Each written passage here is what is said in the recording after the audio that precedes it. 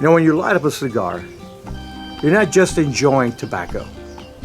You're experiencing culmination of years of natural growth, careful cultivation, general knowledge, and the hardship and struggles of dedicated handiwork of countless individuals that contributes to this enjoyment that most of us will take for granted every time we smoke a cigar.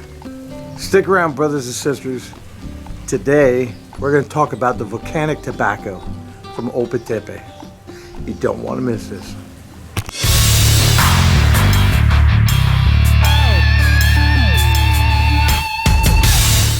What's going on, everybody? Gus Onebear, and welcome to the channel.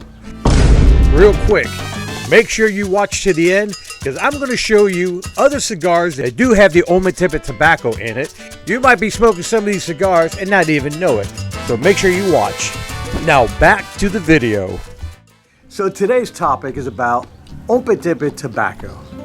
Now many aficionados, when they first hear the word Ometepe, the first thing that goes to their mind when it comes to cigars and cigar brands is none other than Placencia Cigars and the Alma de Fuego series.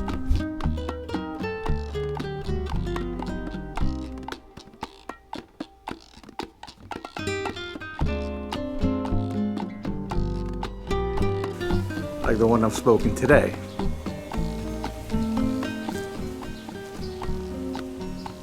But before anything, I want to give a huge shout out to Ibis Luis. This is the lovely lady that you see in the intro. And you can follow her on Instagram, CigarLover12. And also, Ibis and I, we're going to be collaborating on a future video. So make sure you stick around for that. But first, what is Ometepe tobacco? There are four major tobacco growing regions in Nicaragua, and that is Esteli, Condega, Jarapas, and Ometepe. The volcanic island in Ometepe in Lake Nicaragua is the smallest of tobacco growing regions that contributes to a very small limited amount of tobacco from that island. The eruptions of these two volcanoes, known as Concepcion and Maderas, were actually what had created the island to begin with. The rich black volcanic soil creates a sweet and mineral tasting tobacco. Now, Ometepe tobacco is considered to be one of the most challenging tobaccos to transport in the mainland of Nicaragua. Ometepe is an island, so therefore the tobacco must be transported by ferry boat to reach the mainland. And sometimes shipment schedules and deadlines are not met due to the bad weather and the rough water conditions. Ferry boats not operational, they break down. And sometimes the transportation of tobacco gets disrupted by hijackers and looters. So the difficulty of transporting contributes to the rarity and high cost of Ometepe tobacco because it's harder to get off the island. Growers and cigar manufacturers like Placencia have to factor these additional logistical challenges and expenses. So, tobacco cultivation on this island, particularly for cigars, is relatively recent. It wasn't until the 1990s that successful cigar tobacco cultivation was established. Nestor Placencia first analyzed the soil and began cultivating it in 1994. And then by 1996, the process was considered successful. But the Ometepe tobacco was only used for the filler and binder. They never really had a wrapper for the Ometepe tobacco. That I know of, no one has been able to make an Ometepe puro.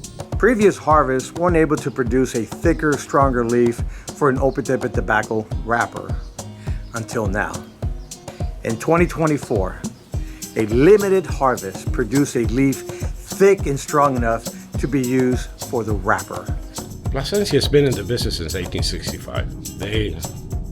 They are the biggest farmers and growers worldwide when it comes to tobacco. So last year they were able to grow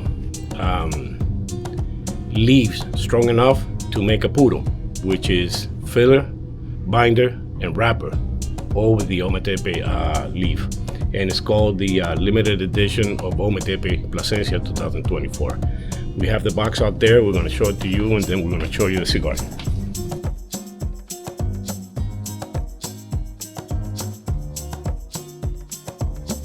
Comes with a magnet.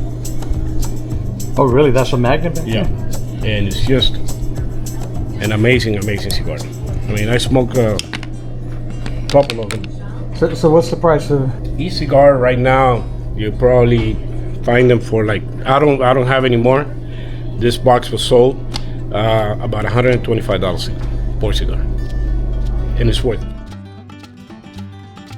All right, guys, let me show you some of the cigars that I particularly smoke that does have Ometepe tobacco in it.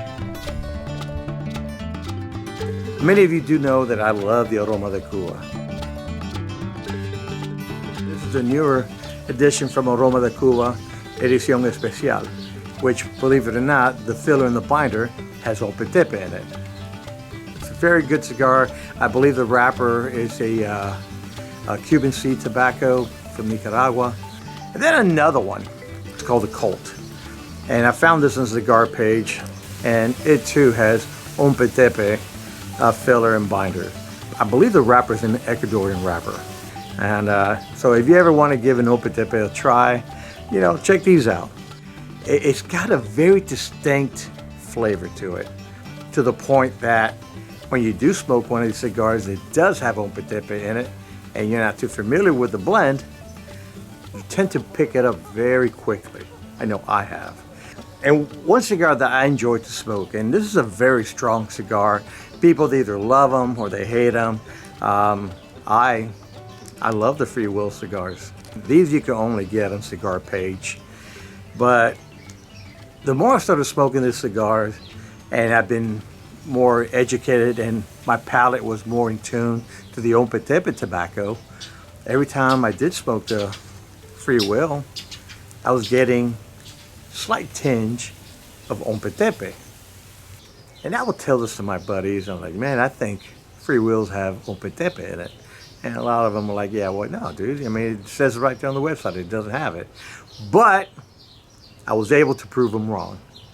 I've been researching and researching and researching, and sure enough. So the filler is actually mixed with 3 different types of tobacco, from Jarapas, Condega, and Ometepe. So, bah! So I was right. So anyways, folks, big hugs, many blessings. Y'all take care. Bye.